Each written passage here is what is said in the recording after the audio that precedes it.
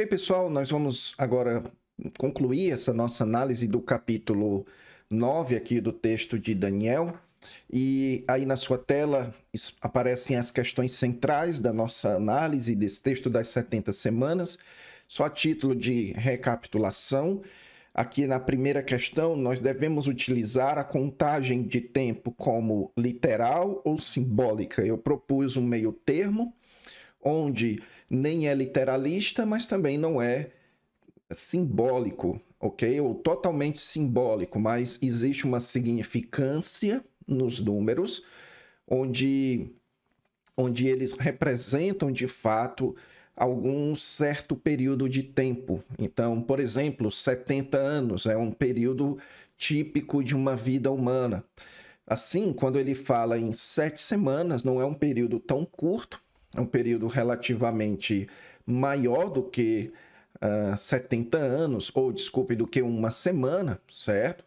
Mas quando ele fala em 62 semanas, aí sim você tem um período que foi típico do Êxodo, um período do tempo em que o povo de Israel esteve no Egito, de 400 e pouco mais de 400 anos, e então, no final, a última semana, que é um período relativamente curto, ok?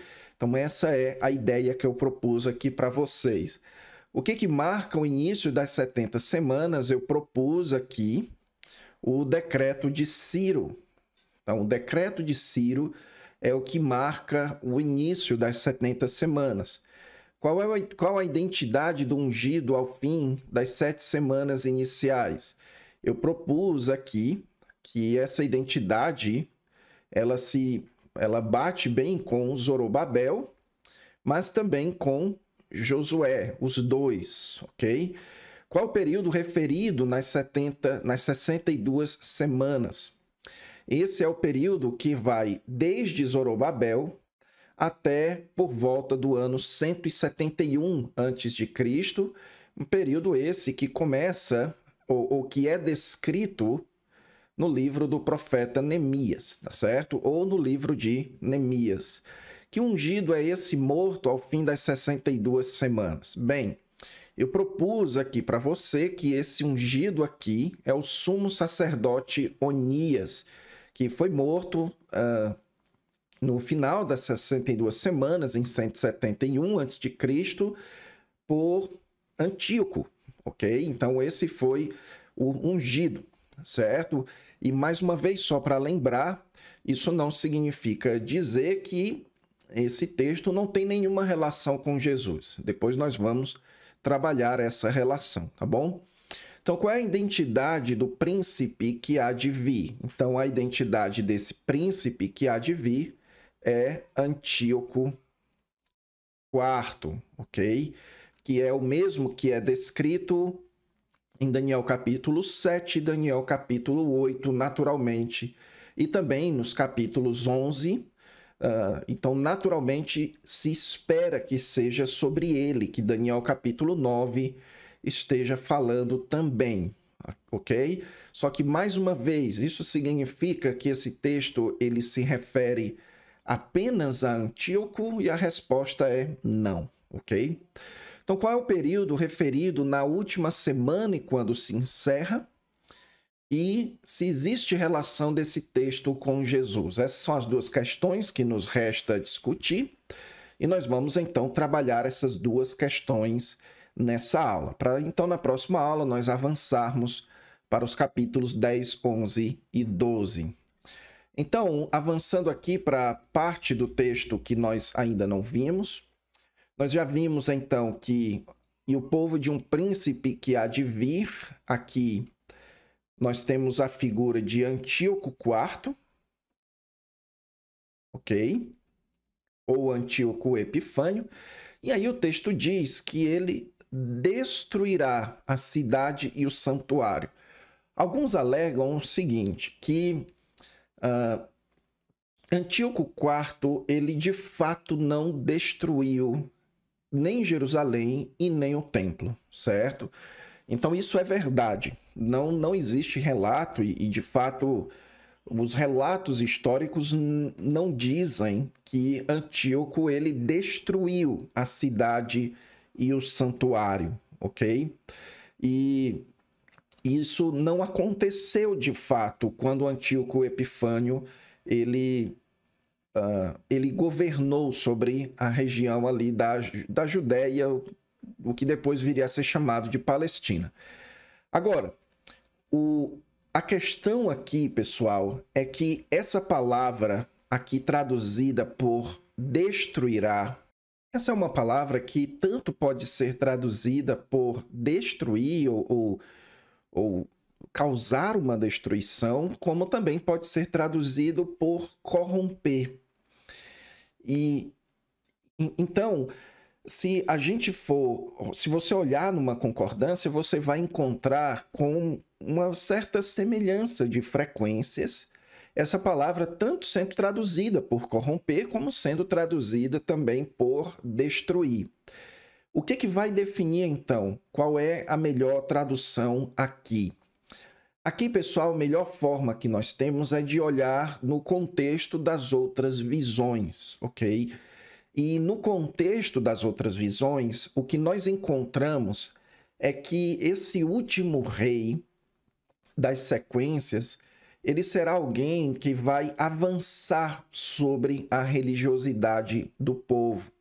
Então, no capítulo 8, por exemplo, é dito o seguinte, que ele tirou do templo o sacrifício diário e o lugar do sacrifício no santuário foi deitado abaixo. Ele, então, é dito que o exército lhe foi entregue, versículo 12 do capítulo 8, com o sacrifício diário, e deitou por terra toda a verdade e o que fez prosperou. Ou seja, a descrição não é de alguém que destrói Jerusalém. Não é alguém que destrói o templo, mas é alguém que corrompe Jerusalém e corrompe o templo. E como é que ele faz isso? Textos posteriores é dito que ele vai fazer uma abominação dentro do templo. Como nós sabemos, Antíoco Epifânio ele colocou uma imagem de Zeus dentro do templo, ele proibiu os sacrifícios, enfim, ele dissecrou, ele promoveu abominações dentro do templo e proibiu a religiosidade judaica. Então faz mais sentido nós traduzirmos esse termo destruir por corromper. Então ele corrompeu a cidade e o santuário. E o fim do santuário será como um dilúvio. E a ideia, quando ele diz aqui que o seu fim será num dilúvio, é como se ele estivesse dizendo que essa destruição que viria sobre Jerusalém, ou essa corrupção, esse avanço sobre Jerusalém, seria repentino. E quando então essa destruição vem repentinamente, aí o texto diz que até ao fim haverá guerra. E eu quero que você guarde aqui essa ideia, certo? Onde ele fala aqui de fim e que então até o fim haverá uma guerra. Então guarde essa ideia, mas o que ele está dizendo é que até o fim dessa última semana, isso seria marcado por guerra. O avanço desse príncipe seria marcado por guerra e desolações então estão determinadas. Aí então é dito aqui que ele fará firme aliança com muitos. Normalmente, e eu lembro que foi isso que eu aprendi na minha juventude, certo? Normalmente quando a gente lê isso, a gente pensa o seguinte, que então esse príncipe vai fazer uma aliança com Israel por uma semana, certo? E aí então, na metade da semana, ele fará cessar o sacrifício. Então, normalmente, o que é que se entende? Que ele faz uma aliança e começa uma espécie de período de paz. E então, na metade da semana, ele quebra a aliança. No entanto, isso é pressuposto, quando se entende assim, é pressuposto que ele faz uma aliança e que, quando depois é dito que na metade da semana ele cessa o sacrifício, é como se ele tivesse quebrado a aliança e se voltado contra o povo. No entanto, pessoal, não é isso que o texto está dizendo. O que é dito aqui é que ele fará uma firme aliança com muitos por uma semana. A pergunta é, isso daqui está dizendo que essa aliança é feita com muitos do próprio povo? Eu penso que não, ok? Porque claramente a última semana ela é uma semana marcada por guerra. Então, o texto diz que, que viria um príncipe, ele avançaria sobre Jerusalém, ele corromperia Jerusalém, e não faz sentido dizer que nesse mesmo ato ele faz uma aliança e que isso começa um tempo de paz e que só na metade da semana ele então quebra essa aliança. Não. Então, normalmente é isso que se pensa, que essa aliança aqui, ela é uma aliança com Israel, com os judeus, e que isso vai gerar paz por 3 anos e meio. No entanto, quando é dito aqui que ele fará aliança com muitos por uma semana, a ideia é que ele terá aliados no meio do povo. E de fato, pessoal, quando nós lemos as narrativas históricas a respeito do governo de Antíoco Epifânio sobre Israel, sobre a região da Palestina naquela época, o que nós encontramos, por exemplo, no livro dos Macabeus, existem textos ali que apontam que havia um grupo no meio do povo que queria fazer sim uma aliança e que de fato faz aliança com Antíoco Epifânio, certo? Então esses são aqueles de parte do povo que decidem se juntar a Antíoco. Além disso, muitos foram enganados. Antíoco Epifânio era um homem politicamente muito astuto. Muitos foram enganados. Foi aqui que o judaísmo foi extremamente helenizado, ou seja, a cultura judaica sendo substituída por uma cultura mais grega, certo? Então isso aconteceu. Agora, isso não quer dizer que na metade da semana ele quebra a aliança. Não. É por causa dessa aliança que então ele, na metade da semana, fará cessar o sacrifício e a oferta de manjares. Os dados históricos apontam que Antíoco Epifânio ele governou de 171 a.C. até 164 sobre Israel, ou seja, durante um período de 7 anos. Os dados históricos também apontam que no ano 167 a.C., ele colocou uma imagem de Zeus no templo. E que nesse momento, então, ele corrompe o templo e ele faz cessar o sacrifício e proíbe a prática do judaísmo, ok? E note que o ano 167 é por volta de 4 anos depois que ele mata o sumo sacerdote Onias e começa esse avanço sobre a religiosidade em Jerusalém. Então, note, mais uma vez, perceba que os dados históricos, eles concordam com essa descrição aqui, os dados que giram em torno destes eventos ali de Antíoco Epifânio. E aí o texto diz que sobre a asa das abominações virá o assolador. E é interessante que essa ideia aqui sobre a asa das abominações, ela é uma expressão hebraica que se referia, que era o equivalente à expressão Senhor dos Céus, que era a expressão utilizada para Zeus na cultura grega. Então nós temos aqui um jogo de palavras que casa exatamente com essa ideia de uma abominação sendo uma imagem de Zeus colocada por este assolador, por esse homem que vem e corrompe a cidade. E o fim, então, das 70 semanas é marcado pela sua destruição, que viria e se derramaria sobre ele. De fato, sabe-se que Antíoco Epifânio ele morreu no ano 164, mesmo ano, então, o mesmo período em que os romanos avançam também e começam a tomar de conta daquela região. O que então nós encontramos aqui? Nós encontramos que a última semana ela é dividida em duas partes. Na primeira parte, você tem a morte do ungido e o estabelecimento de uma aliança com muitos do povo por uma semana.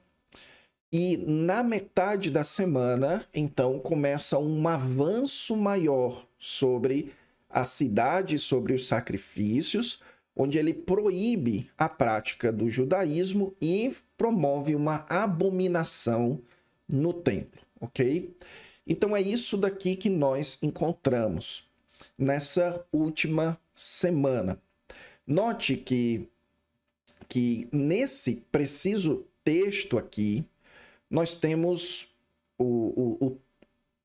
os eventos em torno da figura de Antíoco, de acordo com aquilo que nós temos mantido do capítulo 2, capítulo 7 e capítulo 8, que agora no capítulo 9 não faz sentido nós encontrarmos aqui uma aplicação para esse texto que seja distinta dos outros.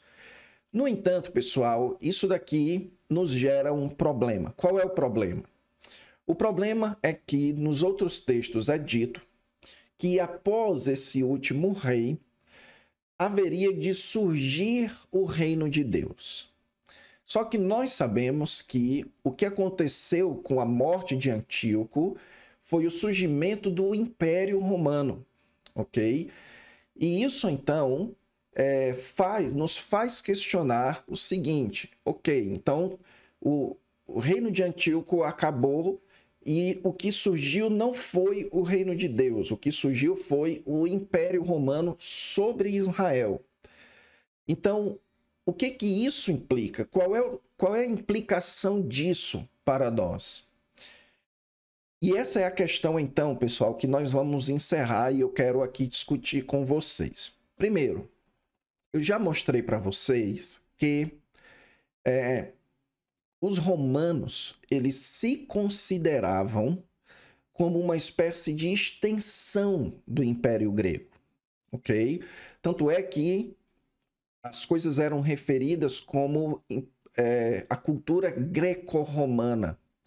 Os romanos, eles mantiveram muito da cultura grega, muito do sistema grego.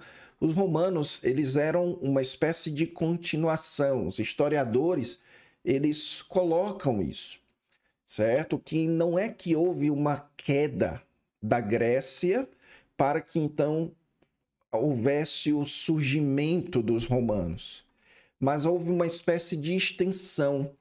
Roma, ela começa a tomar conta do Império Grego e ele mantém a cultura grega, inclusive a língua grega, em grande parte do Império, ok? E isso faz, então, com que exista uma relação de continuidade entre a Grécia e a Roma.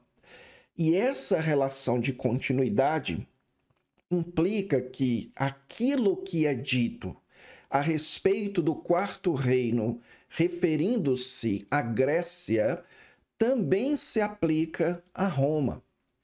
E isso é, no meu ponto de vista, a base para nós entendermos o porquê que o Novo Testamento ele entende como normal pegar isso que foi escrito a respeito do Império Grego e aplicar ao comando romano, ao Império Romano, certo? Mas não apenas ao Império Romano. Então, deixe-me mostrar alguns textos para vocês, para a gente entender isso daqui que eu estou tentando explicar. Um primeiro texto interessante é esse de Mateus 24:6, quando o Senhor Jesus Cristo diz: "E certamente ouvireis falar de guerras. É necessário assim acontecer, mas ainda não é o fim." Então veja, fim e guerra são duas palavras que Jesus utiliza aqui, e essas palavras são retiradas do contexto de Daniel. Porque se você voltar aqui, você vai perceber que é dito que até ao fim haverá guerras. O que isso daqui que Jesus está falando indica? O que Jesus está dizendo, utilizando as mesmas palavras, no mesmo contexto, ou seja, sobre a destruição de Jerusalém, a destruição do templo, a mesma coisa que Daniel está falando, os apóstolos, os discípulos também perguntam para Jesus, e Jesus então diz que aquilo que Daniel disse, e que se refere àqueles 7 anos de avanço de Antíoco sobre Israel, isso é uma marca de toda uma era, que o Império Grego, aqueles 7 anos, na verdade, eles agora se estendem por toda a história até o fim. Então, eles sempre ouviriam falar de guerras. Até o fim, Jerusalém estaria em guerra. E se você estudar a história, você vai perceber que isso é verdade, ok? Então, até hoje que esperava-se que aquela região estivesse em guerra ou estivesse em paz, aquilo está muito longe de acontecer ainda, ok?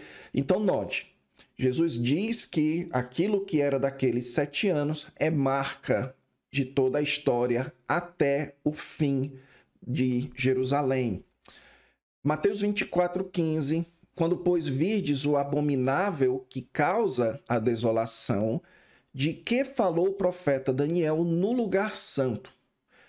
Ou seja, Jesus entende que a figura de Antíoco Epifânio, profetizada por Daniel, ela também tem um outro cumprimento futuro. Jesus pega aquilo que Daniel disse e ele diz que existe outro cumprimento futuro para isso.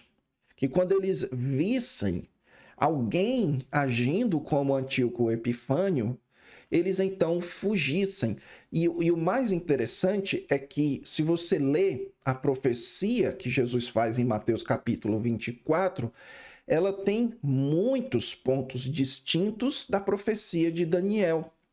A profecia de Daniel, por exemplo, fala de uma aliança. Jesus não fala sobre isso. A profecia de Daniel não fala sobre destruição da cidade, mas sim a corrupção do templo. Mas Jesus fala de perseguição, de guerra, de destruição, de assolação de Jerusalém. Jesus fala que não ficaria pedra sobre o templo. E Jesus diz que aquilo que aconteceria com Jerusalém nunca havia acontecido antes e nunca aconteceria igual novamente. Portanto, Jesus está pegando a figura do que Daniel disse e falando que isso era uma marca histórica. E o mais interessante é que o apóstolo João, e eu não coloquei o texto aqui, ele fala sobre isso também, que haverá de vir um anticristo, mas que durante a história muitos anticristos têm surgido. O que você percebe aqui?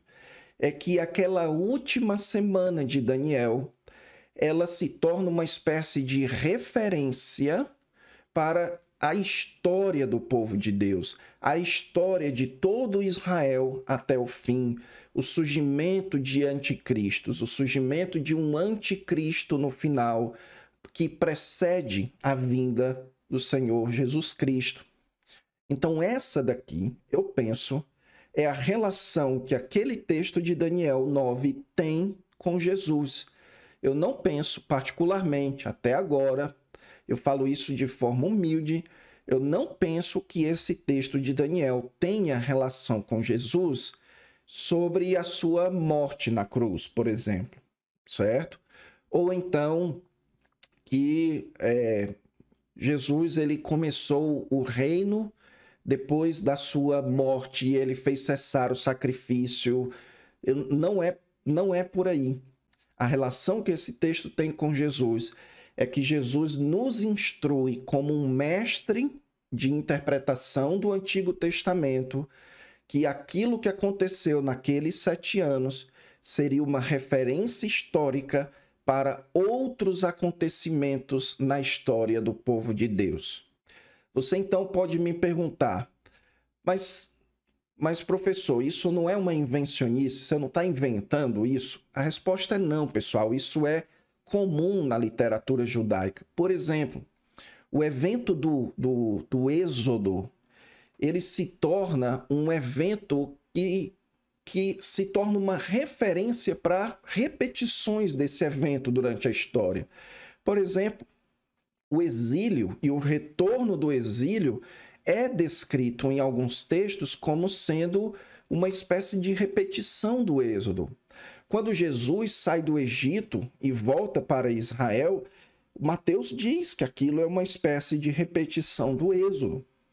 O apóstolo Paulo, ele costumeiramente descreve a nossa salvação como uma redenção, como um êxodo. Então, o êxodo se torna uma referência para outros acontecimentos da mesma natureza. Isso acontece com outras coisas além do êxodo? Sim, isso acontece também com outras coisas além do êxodo, certo? Você tem, por exemplo, aquilo que o profeta Obadias fala, chamarei povo a não meu povo. Então, quando você chega no Novo Testamento e tem o derramamento do Espírito Santo sobre os judeus, aquilo se torna uma referência para outras vezes que aquele evento venha a acontecer. Isso é comum na literatura judaica, no plano de Deus. Então, as 70 semanas de Daniel, especialmente a última semana, elas formam uma referência para que outros eventos venham a acontecer. Você nota, por exemplo, em 2 Tessalonicenses, quando Paulo fala da revelação do iníquo, e ele acrescenta um detalhe que não está no texto de Daniel, que o Senhor Jesus matará com o sopro da sua boca e o destruirá pela manifestação da sua vinda. Ou seja, ele fala aqui a respeito de um indivíduo cujo Antíoco Epifânio é uma referência histórica. Então, você quer entender melhor sobre esse indivíduo que virá no futuro? Olhe para Antíoco Epifânio. Um dos exemplos disso é Tito, o general romano que invadiu e destruiu Jerusalém no ano 70, certo? E Paulo aqui fala de alguém ainda no futuro. O apóstolo João também vai falar de alguém ainda no futuro. A mesma coisa o livro de Apocalipse. E falando no livro de Apocalipse, aqui está o que amarra tudo. É o fato de que ele diz aqui que foi dado à mulher as 2 asas da grande águia para que voasse até o deserto. Note aqui a ideia de deserto. E Jesus fala em Mateus 24 de fugir, seus discípulos fugirem para o deserto, e que durante esse tempo ela é sustentada durante um tempo, tempos e metade de um tempo, fora da vista da serpente. O que nós percebemos aqui? Que não apenas os 7 anos, eles se tornam uma referência para toda a história de Israel, do povo de Deus, como os 3 anos e meio finais se tornam uma referência para os 3 anos e meio finais da história de Israel, antes da vinda do Messias, certo? Aquilo que Jesus descreve em Mateus 24 são esses 3 anos e meio. Aquilo que Apocalipse descreve são esses 3 anos e meio, onde haverá esse avanço final, esse avanço destruidor sobre Israel e que, portanto, a igreja e o povo de Deus deve fugir de Israel para o deserto e ser sustentado no deserto até que o Messias venha. Agora, eu disse a vocês que algo amarrava tudo isso. E o que amarra tudo isso? É o fato de que ele diz aqui, fora da vista da serpente. Quem está por trás de Antíoco Epifânio, do general Tito e da besta do Apocalipse é a serpente. Então, por que existe uma ligação entre esses indivíduos? Porque quem está por trás deles é o mesmo indivíduo, é o mesmo ser, é a mesma serpente, é Satanás. Portanto, com isso a gente tem aqui uma ideia geral de qual é o significado das 70 semanas e de como as 70 semanas implicam para nós hoje em nossos dias. Nós podemos dizer que haverá uma semana que foi postergada? Eu penso que não, certo? Eu penso que não é certo dizer que essa última semana foi postergada e separada da 69ª semana.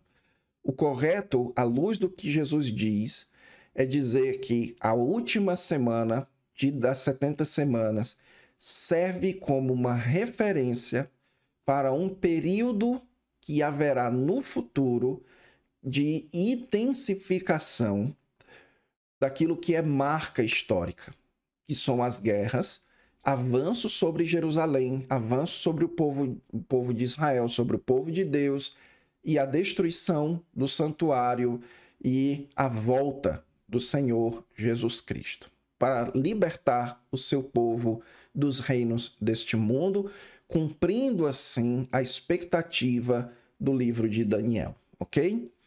Então é isso, com isso a gente encerra aqui essa nossa série de análises do capítulo 9. Na próxima aula, então, nós partimos para a última sessão do livro de Daniel, que fica nos capítulos 10, 11 e 12. Fique com Deus e até lá.